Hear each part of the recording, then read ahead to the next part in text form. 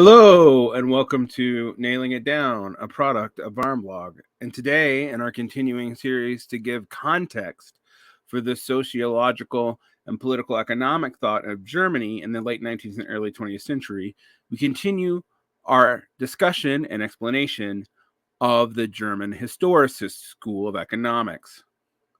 Now, while we're aiming to get to the youngest school, where Max Weber and Werner Sombart emerged, to get back onto our discussions of the development of sociology and theories of class, we do need to go through the middle period of the German historicists.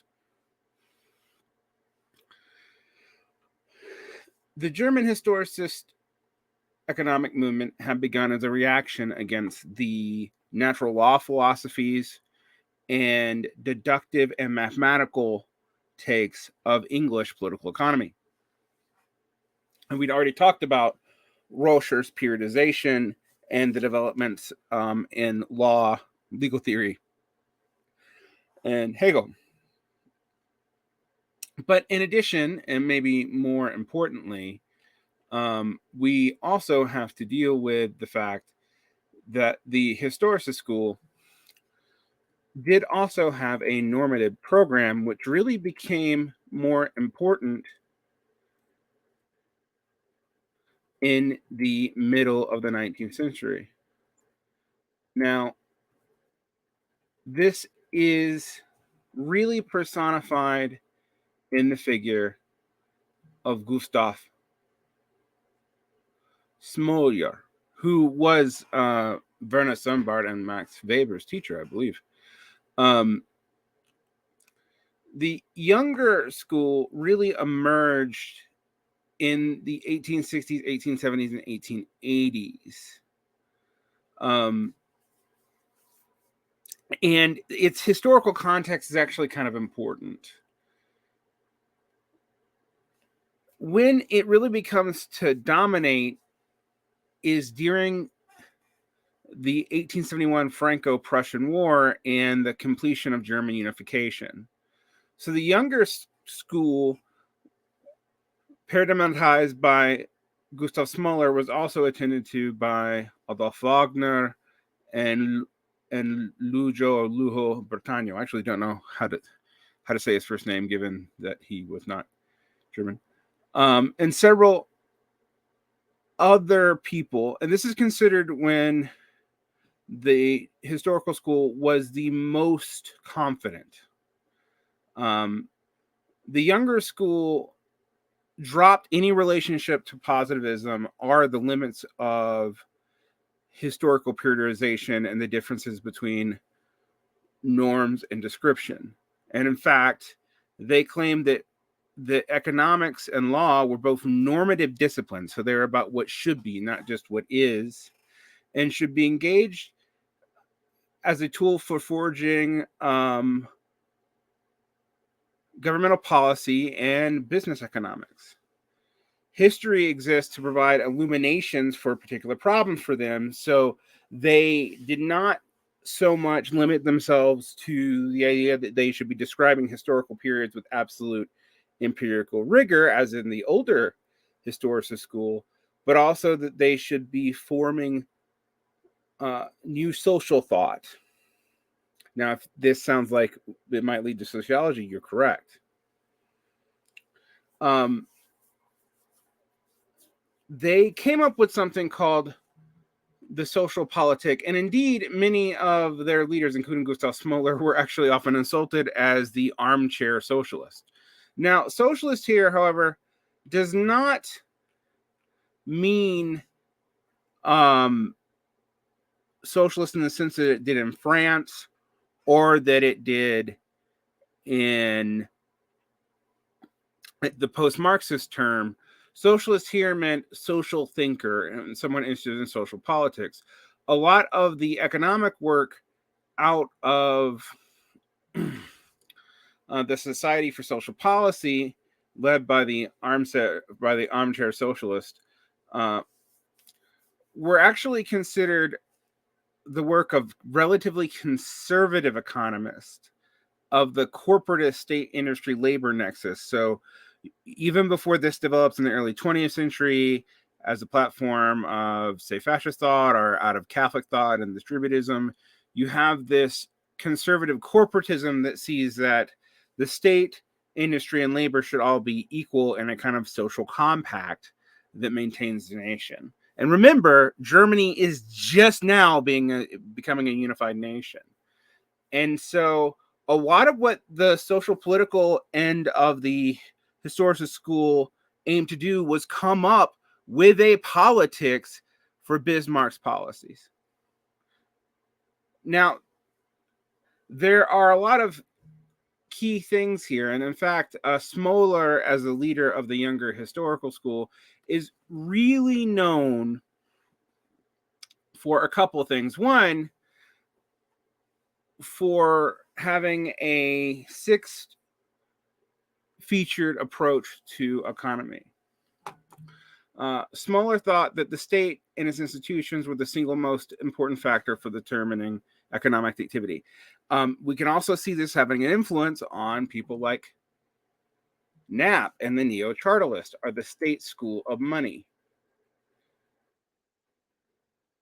And so, and it also had an influence, not just in George Frederick Knapp and his state school of money, which is in a period after the younger but before the youngest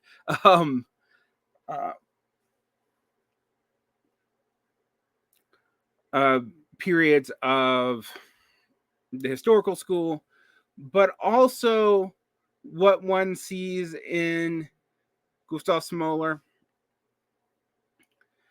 in the state school of money is influence on people like Ferdinand Lassalle, who assumed the state was a neutral arbiter of values, unlike, say, the anarchist, the French socialist, or the Marxist, who all thought the state necessarily had a class character and thus could not be values neutral. Schmoller thought that the state was the determining factor because it didn't have a class character. Now, he did think it had a normative character. He also thought that the scientific treatment of public administration was integral to economic science, and he encouraged radical interdisciplinary research. In fact, Schmoller was not a professor of economics. He was a professor of statecraft. He thought the judicial order, including informal things like customs and norms, was a characteristic of social life and that should be considered in any discussion of economy. He thought the institutional analysis should be comparative. And actually, this led to what would be later called the new economic history, which is still influential today. And he thought that the problems of technological change should never be ignored, and that technological change should include social institutions or organs of societies which inculcated common values, standardized language, and set out all kinds of norms.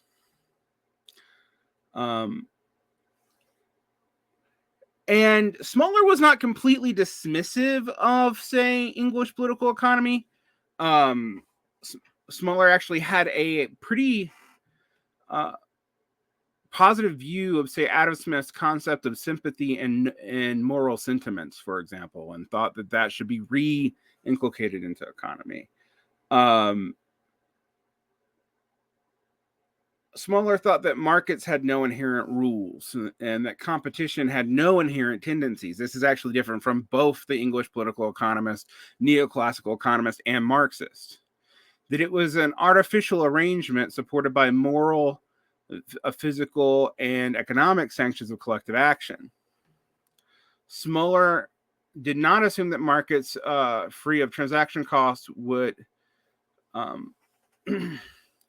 were even possible. And in fact, this is something that he's somewhat prescient on. And that also sets him aside from neoclassical economists and the Austrian school, and from Marxists, actually. Marx also assumed that there was not a cost to markets. Schmoller assumed that the function of the state was to establish order, including general education, freedom to strike, which Schmoller was an advocate of. And so even though he's on the conservative end of things, you can see how this led to him being called an armchair socialist, and other parts of the state which could oppose market action if market action got out of control. He also thought both collective and cooperative bargaining was important as a counterweight on regulation of the market. Again, now commonly associated with the liberal left and left, but this was assumed by Schmoller. So you can see that this younger historical school, even though it was often corporatist and conservative in that way, was not pro-capitalist and would not have been comfortable with capitalist liberalism. This led to a whole lot of debates. He had an adamant opposition to the theoretical approaches of classical economics and to the Austrian school. And this led to a long and kind of weird method debate with Karl Menger of the Austrian school. And it actually ended up with Schmoller pulling back some of his more normative assumptions and going back to the ideas that maybe we should not assume norms, but just descriptions in economics. Schmoller is considered today very important to heterodox economics, and particularly developmental economics, behavioral economics, evolutionary economics, and neo-institutional economics. So not the ones that leftists today are really interested in, such as neo-chartalism, although, as we said, George Friedrich Knapp was highly influenced by Schmoller and his state theory of money, and the idea of, charta are tokens. Knapp really was obsessed with contrasting his view of money with metallism, particularly the gold standard. Not because he thought that there weren't time periods where metallism was true, but that it was not hyper-explanatory of all the things that needed to be explanatory of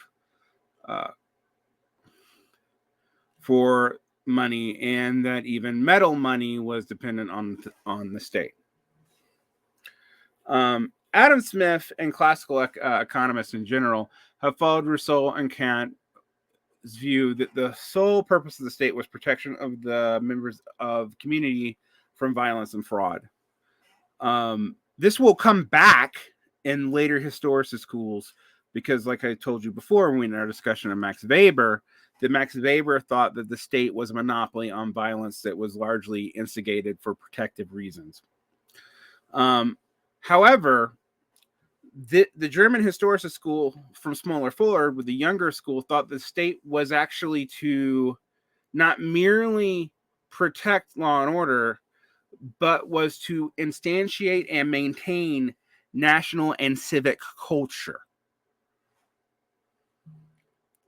And this informed their view of economics. The younger school often overlapped, and this becomes very key when we talk about the youngest school of the German historical economics, of Max Weber and Werner Sommart et al., with socialists who were not out of the German historicist tradition, or at least not out of the German historicist school of economics position, although they were all influenced by Hegel and Hegelian concerns about history in such a way that there was a natural overlap anyway. But Saint-Simon, Charles Fourier, Proudhon, Marx, Ferdinand Lassalle, and Engels were all in dialogue with a lot of these professors. And as I said, Werner Sommart is endorsed by Engels later. But if we tried to put this historical school into our conception of leftism today, it won't really work, because the younger school also is highly influential on the German conservative reactionaries and revolutionaries. So people like Ernst Jünger, and the idea of national instantiation and its specific historical periodization, and then national character being something that the state should maintain, is very much linked to the younger historical school, and their historical context of the unification of Germany and Germany's seeming dominance in the Franco-Prussian War can't be ignored here. All right. It sets the tone for a whole lot of debates in the early 20th century. While the younger historical school's normative assertions do get dialed back to something closer to the older historical school's periodization, we can see here the tensions already emerging between this way of thinking and the mathematical and logical deductive methods of both the neoclassical school and of the Austrian economic school, particularly later on when we talk about like praxeology as, you know, manifested by Ludwig von Mises or someone like that.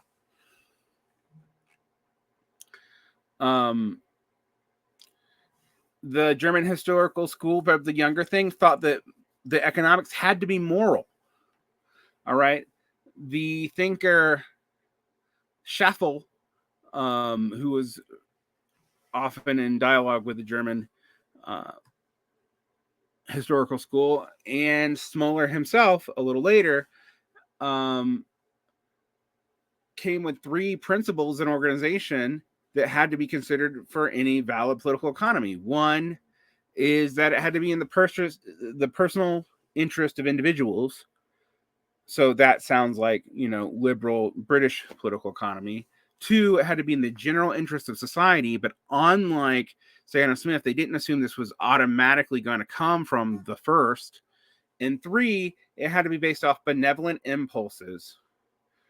And they thought that these 3 interests, the personal interests of individuals, the general interests of society, and benevolent impulses, led to 3 sectors of the economy: the private economy, the compulsory public economy, or the public goods economy, and the caritative economy, or like we like to think of as like the NGO charity economy.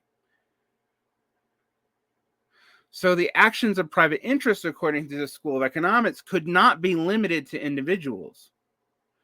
And that the tension between these 3 general principles and the 3 corresponding spheres of the economy which they generate had to check each other. And you can see here, this is different from Marxism, although communitarian thinkers today have come up with theories that are very similar. And we've talked about Michael Sandel and Lester McIntyre before, but I can do so again. But there's also a way in which a lot of this parallels developments that would lead to fascism, because the interest in corporatism in this case is paralleled with both distributism and corporatism, or national syndicalism in the case of the Italian thinkers. Also, there's a strong overlap between the younger and youngest historical schools and the Italian elite school, and both of whom had similar questionable relationships to both Marxist and non-Marxist socialism, and later to fascism and Nazism. And there's a very complicated history there. And when we get to the youngest historical school, some of them become Nazis, like Werner Sombart, but a lot of them are exiled. Now, I have actually mentioned a couple of times the person that we consider kind of big that comes at the end of this period. I don't actually know if he's purely in the younger or youngest historical schools camp, but I have mentioned George Friedrich Knapp and Chartism. Now, Chartism really doesn't get started into English until Knapp's book, The State Theory of Money, is translated in 1924. But he is writing contemporaneous to the older members of the youngest historical school. I hate the naming conventions around this, the German historical school of economics, but nonetheless. But interestingly, Knapp's neo-chartalism has really picked up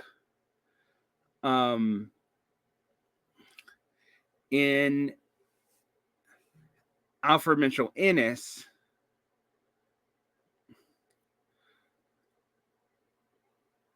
and like the British institutionalist school, and then picked up again in the last 30 years by Randall Wray and Matthew Forstater and Warren Mosler in the modern monetary neo-chartalist view. But Innes is really, Alfred Mitchell Innes is really where this comes from. Now I have to mention it because Alfred Mitchell Innes is a major figure and kind of